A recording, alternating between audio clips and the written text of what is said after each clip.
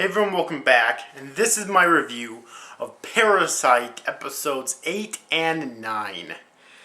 Before I get into the actual review, oh my god, so much stuff to talk about in this video, but before I get into the actual review, I just want to say that apparently episode 9 came out shortly after episode 8, or episode 8 came out shortly after episode 7 last week, and I actually didn't realize that. I'm guessing, I don't know why they released it earlier, because these two episodes were clearly meant to be watched back to back.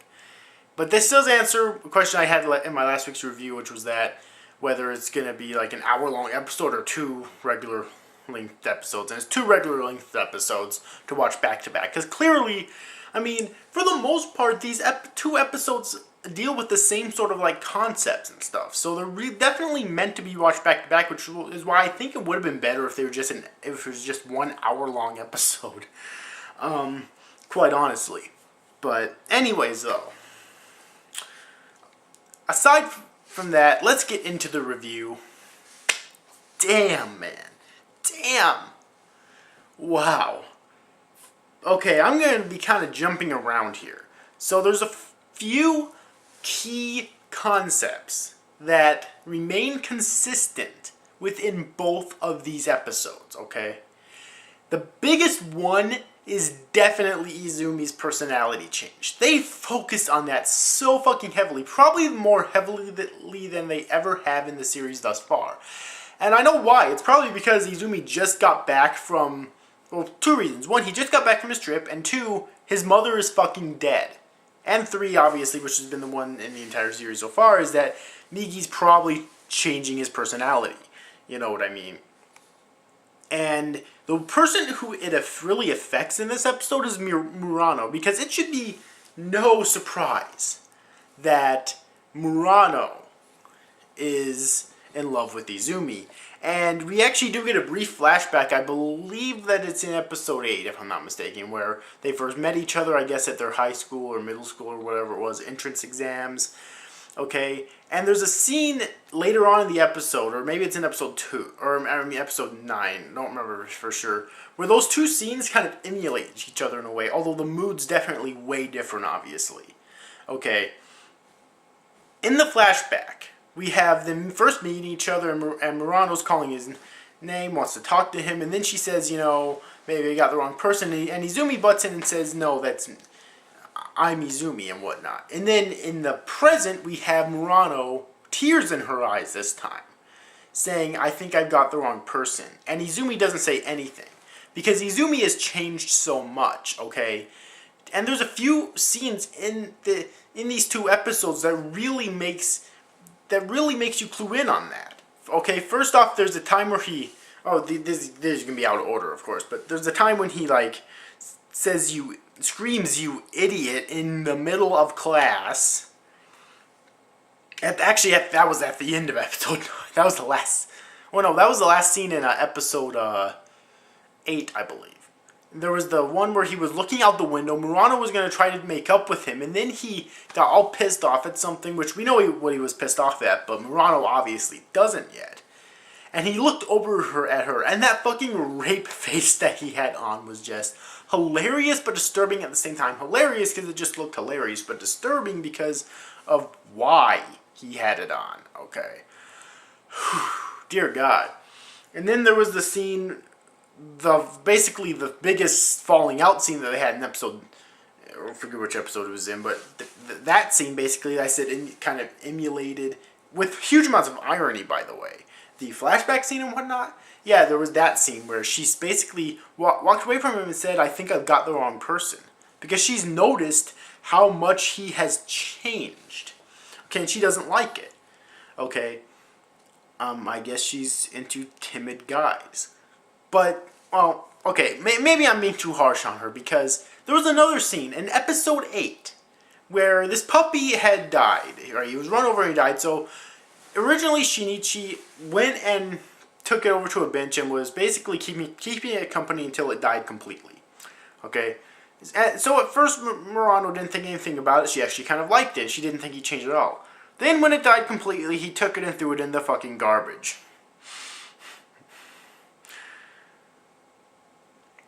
Wow. Okay. And he calls it like a dog-shaped pile of meat or something like that to Murano. Which even Migi notes in on this. Tells this to Shinichi that sounds something like something that Migi himself would actually say, not Shinichi. So even Migi's telling Shinichi that he has changed. And there's just so many things here that's pushing Murano away from Shinichi. Okay? And considering how much emphasis in these 2 episodes that they put on that, I'm having major Murano death flags. Granted, I've had Murano death flags since the beginning, pretty much. I mean, they've always been there for me, but I have major Murano death flags now more than ever, okay? Seriously, like, she is going to probably die pretty soon. Or maybe not pretty soon, but eventually, though. What would actually be really fucked up, but really cool at the same time, if she actually found out the truth about Shinichi and confronted him about it, and then Migi actually killed her without Shinichi being able to do anything to stop it. Okay, that would probably be the final nail in the coffin in terms of his personality changes. And I mean, this is definitely a seinen, so if they really wanted to go a really dark path, down a really dark path, then that's what they do, definitely. Okay. So, yeah, in addition to that, I also want to talk about Kano real quick, okay? Because Kano, that one chick, I've been seeing death flags for her as well, because she's constantly getting herself into danger, not willingly, like, at this point, due to her actions and speech in this episode, I don't think she actually knows specifically about the parasites.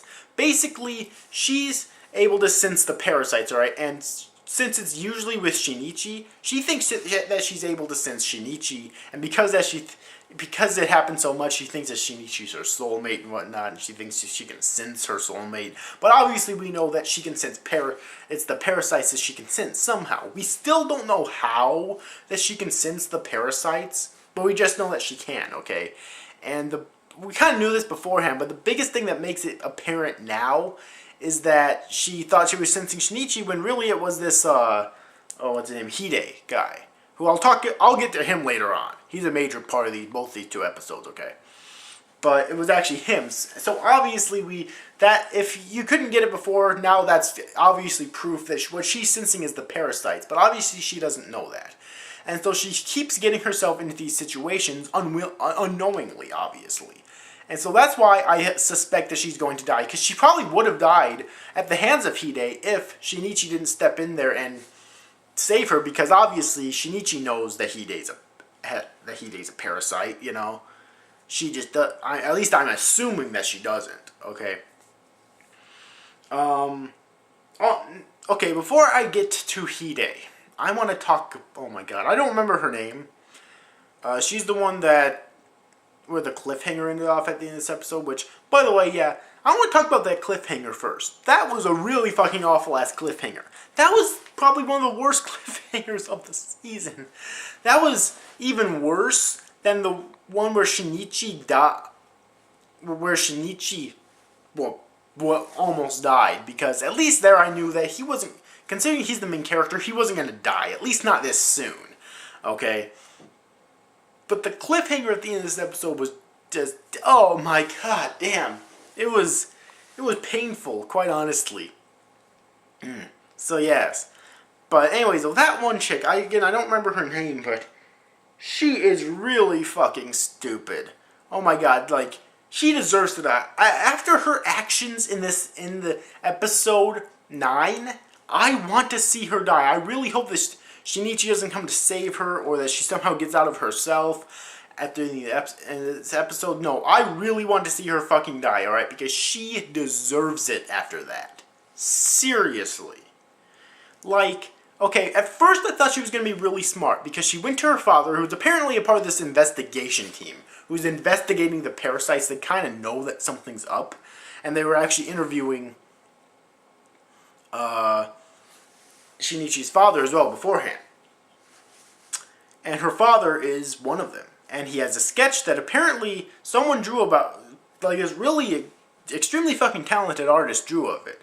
Okay, and after she witnessed Hide get hit by a baseball and his head like get scrunched in here, it left an imprint and then immediately heal itself, she decided to go to her father, and he reluctantly told her about the investigation. Here I thought she was going to be really smart. You know what I thought she was going to do? I honestly thought that she was going to tell him about what she saw. No. No. We can't have a character that smart now, can we? I mean, we have Murano, who's not the most intelligent character ever, but she's not a stupid bitch either. And we have Kano, who's kind of intelligent. And we have Shinichi, who's the main character and is really intelligent. You know, we can't have another intelligent human in this series. So we have to make her a stupid bitch. So let's have her confront Hide. What? Really? Let's have her confront Hide. And tell him that she knows his secret. Now let me ask you something here. This to me seems like a very logical question to ask. What was the next step for her, okay? What the fuck was she planning on doing when she told him? What?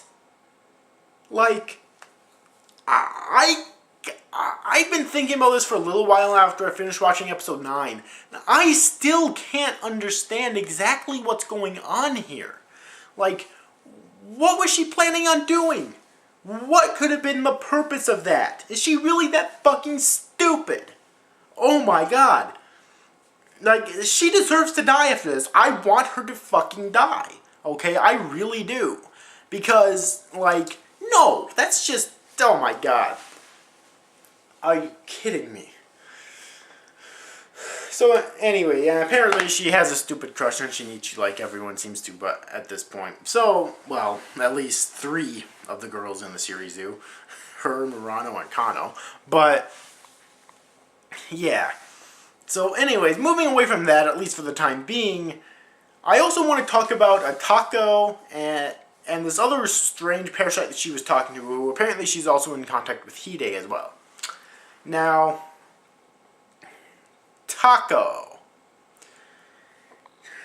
Me and lots of other people have theorized previously in this series that she might actually get motherly instincts because of the child that she's nurturing in her belly, basically, and that her personality might change. With a specific scene here that we got in one of these episodes, I think it was episode 9 actually, if I'm not mistaken, then that tells me that might happen even more so, okay? Because Takao looks real, like, you have to pay attention to the expression on her face here, okay? Takao, when you get the expression on her face, she looks very sad when she basically says, well, first off, we learned that the parasites basically want to destroy humanity because they feel humanity are a toxin on Earth and that they're doing more harm than good, and they don't feel they should be around anymore, so they want to destroy humanity, basically. And she says, basically, she says very sadly, like, that she's nurturing a toxin in her body.